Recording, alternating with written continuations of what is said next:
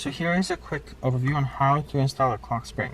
So if you get a clock spring, a lot of times this clock spring might have an integrated steering angle sensor that detects the position of the steering angle, and that's used for stability control and ABS and traction control and all that. But in this case, one thing that's important when installing a clock spring is you take the clock spring, you cannot just put it right there and then just go put the steering wheel back on, because what will happen is you'll put it back in it, and then if you don't have it in the middle, in the center basically, it will stretch that ribbon too much and then break brand new clock spring that you installed. So this is how you find out where to have the clock spring. So first, make sure your wheel set is pointing straight forward.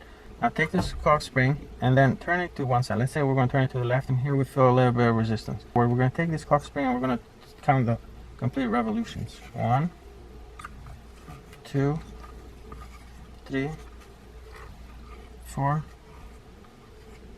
almost 5. We're going to divide that by 2, so we're going to go back 2.5. So let's say that's half right there, and then 1, 2. So what this does now, you put everything back together, it allows you to go 2 full turns to the right and 2 full turns to the left. If you don't do this, but you install the steering wheel in this position, where I'm basically turned almost all the way to the left, you put the steering wheel back on, and you try to turn again to the left, boom, you're going to break that ribbon inside, and then your brand new clock spring, it's not going to work.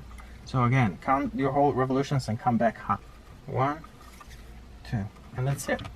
And then you can go back, and you might still have to do steering angle calibration. Before you do that, just start the car, turn the steering wheel all the way to the left, all the way to the right. A couple of times they'll do a steering angle calibration without needing a scanner. If that doesn't work, you'll have to hook up a scanner and reset the steering angle sensor with a scanner. But at least you know you installed it correctly.